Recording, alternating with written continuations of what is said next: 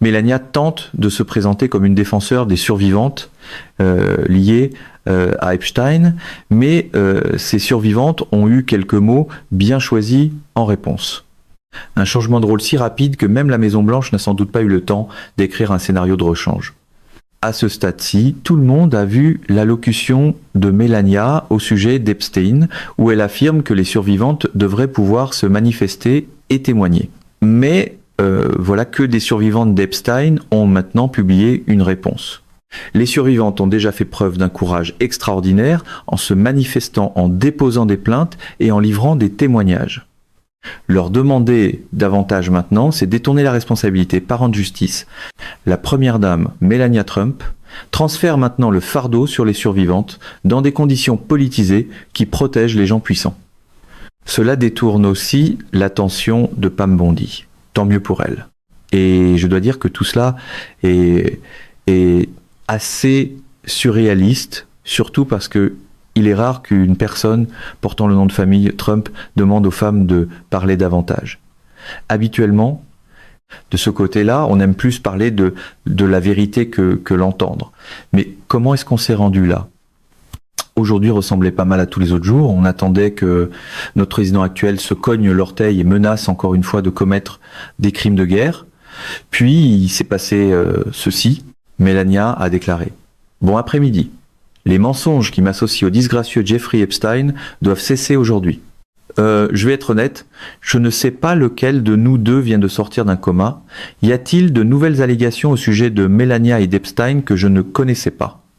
Ou bien vient-elle juste de découvrir qu'elle apparaît sur une série de photos avec un pédophile ?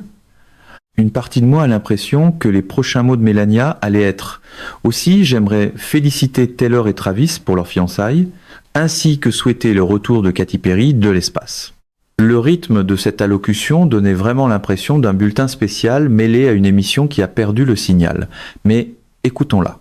Melania a déclaré « Les personnes qui mentent à mon sujet sont dépourvues de normes éthiques, d'humilité et de respect.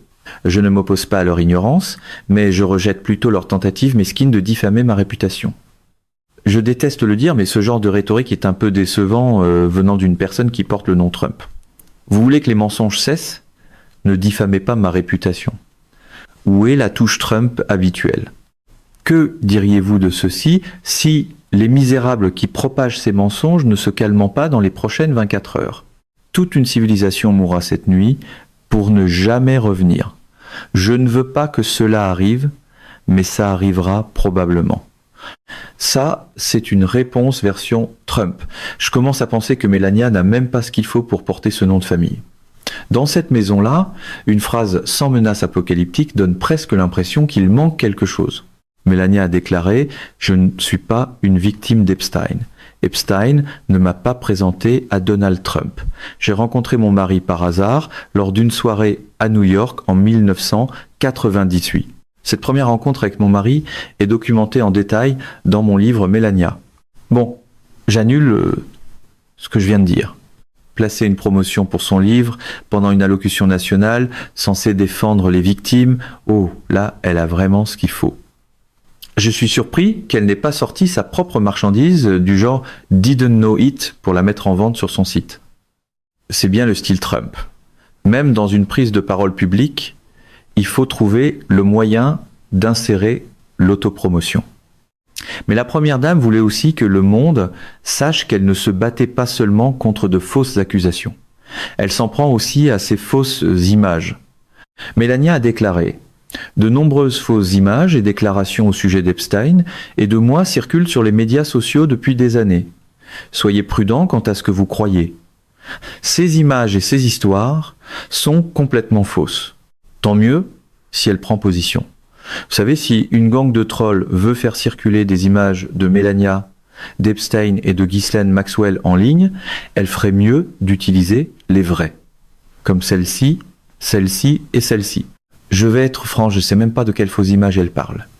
Est-ce qu'elle est allée en ligne, a vu une seule photo d'elle et d'Epstein à un concert de Coldplay, puis a supposé que tout le monde croyait que c'était vrai? Je demeure sidéré par le fait même que cette allocution ait lieu. Oui, Melania apparaît sur des photos avec Epstein et Maxwell, et elle a eu un échange de courriel avec Maxwell, ce qu'elle a abordé aujourd'hui. Plus elle explique, plus l'histoire semble demander d'autres explications. Melania a déclaré « Pour être clair, je n'ai jamais eu de relation avec Epstein ou sa complice, Maxwell. Ma réponse par courriel à Maxwell ne peut être classée autrement que comme une correspondance occasionnelle. En fait, je serais d'accord. Voici le courriel que Melania a envoyé à Maxwell. Dear Jay, how are you? Nice story about Jay, meaning Jeffrey Epstein, in New York Magazine. You look great in the picture. I know you are very busy flying all over the world. How was Palm Beach? I cannot wait to go down. Give me a call when you're back in New York. Have a great time. Love, Melania. Si vous cherchez une correspondance entre vous et une personne impliquée dans un réseau de trafic sexuel qui vous disculpe, je dirais que c'est un bon exemple. Alors que celle-ci, pas vraiment.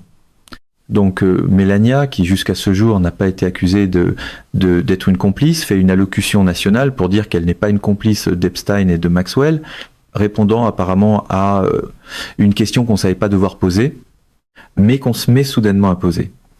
Une allocution qui, plus elle avance, plus elle pousse les gens à se demander qui a jugé nécessaire d'ouvrir le micro pour ça, mais elle ne s'arrête pas là. Melania a déclaré « Il est maintenant temps que le Congrès agisse. Epstein n'était pas seul. » Plusieurs dirigeants masculins bien en vue ont démissionné de leur poste puissant après que cette affaire soit devenue largement politisée. Bien sûr, cela ne constitue pas une preuve de culpabilité, mais nous devons tout de même travailler ouvertement et de façon transparente pour découvrir la vérité.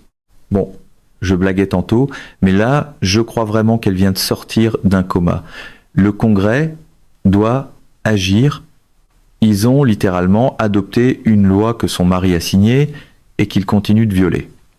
Sur les 6 millions de dossiers Epstein, 3 millions n'ont pas été rendus publics. Le département de la justice a publié les noms des victimes tout en caviardant ceux des co-conspirateurs. Pam Bondi refuse de témoigner et pas plus tard que la semaine dernière, la nouvelle procureure générale a dit ceci. Dans cette Maison Blanche, la main gauche demande la transparence pendant que la main droite semble occupée à barrer le classeur.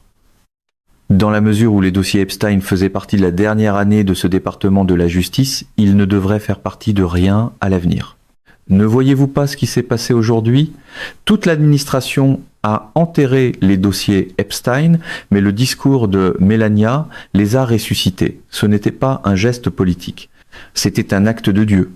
Mais quand vient le temps de comprendre pourquoi Melania a choisi de parler aujourd'hui, de tous les jours possibles, je me console en sachant que je ne suis pas seul. Des journalistes ont dit que ces remarques étaient un peu sorties de nulle part. C'était pas quelque chose que le bureau de la première dame avait préparé ou annoncé d'avance de quelque façon que ce soit, sauf pour dire que elle sortirait aujourd'hui à la Maison Blanche pour faire une annonce. Un autre a dit que c'était inattendu, un autre a dit que ça arrivait complètement de nulle part, et un autre a posé davantage de questions à la première dame et à la Maison Blanche. Pourquoi aujourd'hui? Pourquoi parle-t-elle de cela maintenant? Un autre a demandé « Sait-on d'où viennent ces mensonges ou ces attaques dont elle parle?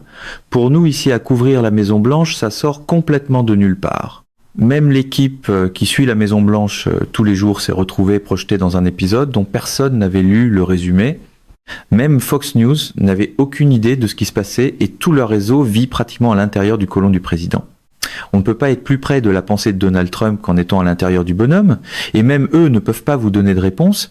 Vous savez, certains diraient que la vérité sur la raison pour laquelle Melania a décidé de parler aujourd'hui ferait un excellent documentaire, au cas où Jeff Bezos aurait un autre 75 millions à traîner quelque part. Mais voilà comment fonctionne la Maison Blanche de Trump. De l'extérieur, ça peut sembler brouillon, chaotique, désorganisé, non professionnel et ridiculement incompétent. Mais à l'intérieur, chaque geste serait parfaitement conçu dans les moindres détails. Ou du moins, c'est l'histoire qu'ils essaient de vendre chaque fois que tout brûle comme un panneau d'urgence. Puis est venu ce compte-rendu disant qu'il venait d'avoir un très bref appel avant qu'il n'entre en onde avec le président Trump, qui a dit qu'il était au milieu d'une réunion de guerre et qu'il ne pouvait pas parler longtemps et devait partir, mais qu'en réalité, il n'avait aucune connaissance préalable du sujet que Melania Trump, son épouse, allait aborder aujourd'hui dans sa déclaration. Oh, Donald Trump ne savait pas que Melania donnait cette conférence de presse. Je pense que la première dame voudra peu être investie dans son propre parapluie permanent. La réalité, c'est que si la conférence de presse de Melania a fait une chose aujourd'hui, c'est de mettre en lumière à quel point l'administration de son mari et pratiquement tout le parti républicain ont été corrompus pendant tout ce temps. Melania pense que les mensonges doivent cesser. Quand va-t-elle le dire à ce type-là? C'est difficile d'avoir une stratégie de communication unifiée quand chaque personne dans la maison semble vivre dans un fuseau horaire politique différent. C'est simplement un canular. Toute l'affaire Epstein est un canular démocrate. Melania pense que les survivantes doivent être entendues. Quand va-t-elle le dire à cette femme? Combien d'entre vous ont communiqué individuellement ou par l'entremise d'un avocat ou d'un représentant pour offrir de fournir un témoignage et des preuves? Toutes. Et parmi celles d'entre vous qui ont communiqué, combien ont été refusées ou ignorées par le département de la justice? Toutes. Melania pense que justice doit être rendue. Quand va-t-elle le dire au département de la justice? Le département de la justice a déclaré aujourd'hui que Pam Bondi ne témoignera pas dans l'enquête Jeffrey Epstein puisqu'elle n'occupe plus le poste de procureur général. Je suis désolé, mais voir Melania Trump attirer soudainement l'attention sur les dossiers Epstein, c'est comme si la femme de Ronald McDonald sortait pour nous avertir de la malbouffe.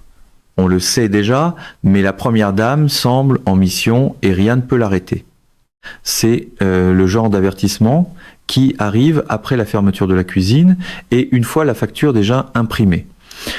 Melania a déclaré « Chaque femme devrait avoir sa journée pour raconter son histoire en public si elle le souhaite et ensuite son témoignage devrait être inscrit de façon permanente au compte rendu du Congrès. C'est alors, et alors seulement, que nous aurons la vérité. » Waouh! Peu importe à quel point cela arrive tard dans le match, cet appel à l'action de la première dame des États-Unis est énorme et il va créer un problème gigantesque pour Donald Trump qui essaie d'étouffer ce scandale Epstein depuis son entrée en fonction. Parce que pour lui, ignorer cela voudrait dire faire taire complètement une voix féminine puissante. Et c'est justement là que ça devient le plus embarrassant pour un appareil qui préfère le silence chaque fois que la vérité demande le micro. Je pense que vous êtes un terrible journaliste, vous êtes une personne terrible et un terrible journaliste, vous êtes le journaliste le plus agaçant de la place. Eh bien, ça promet. Mesdames et messieurs, notre émission d'aujourd'hui s'arrête ici. Nous vous invitons à partager votre avis personnel dans la section des commentaires ci-dessous. Perspective politique vous salue et vous donne rendez-vous très bientôt.